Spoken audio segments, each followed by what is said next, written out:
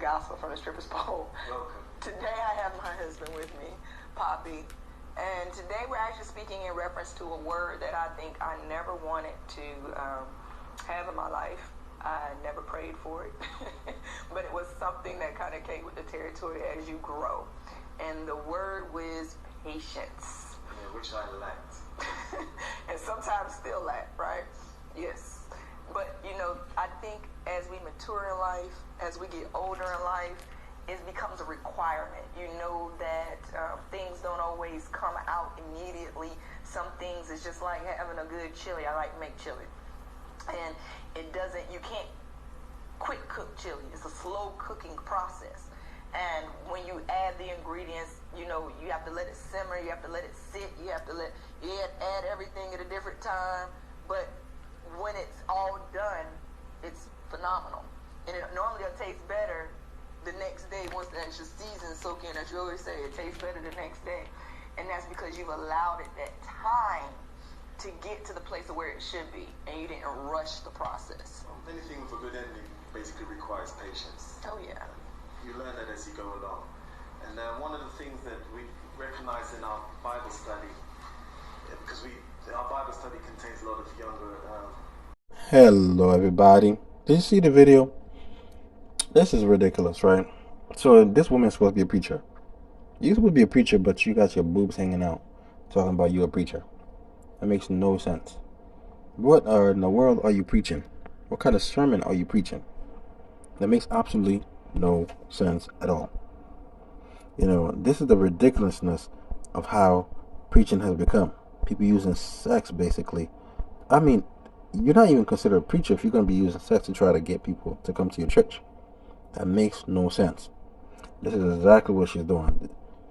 And it's not a affront to Christianity per se, but it's more like a affront to herself, the way she's acting.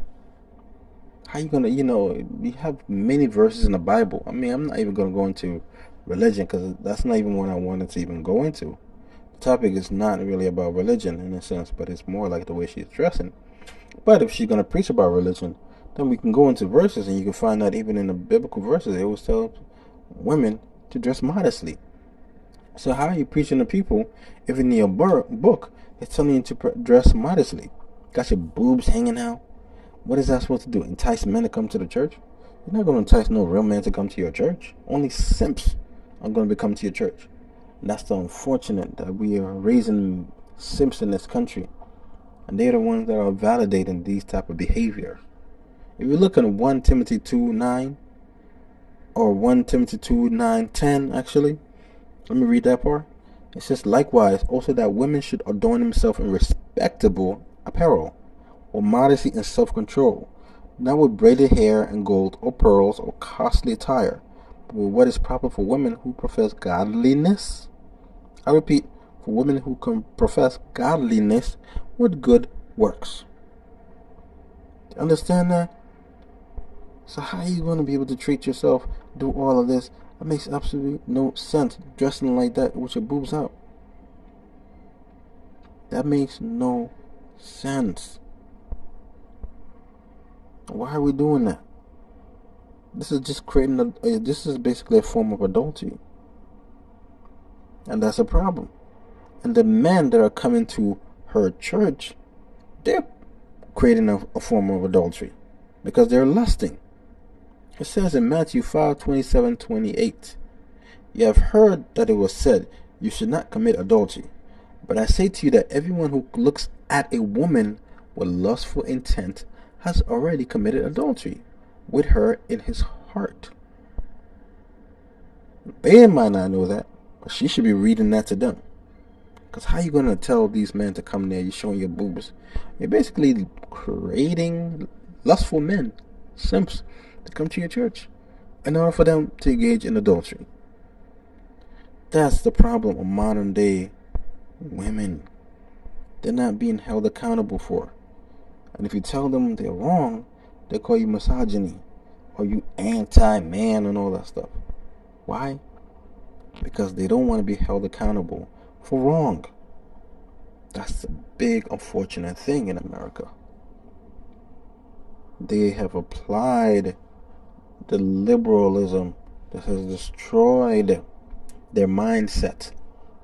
So when you tell her, put her in a place, tell her, listen, the way you're dressing is not respectful, conductive of what a woman is supposed to be. They don't want to listen.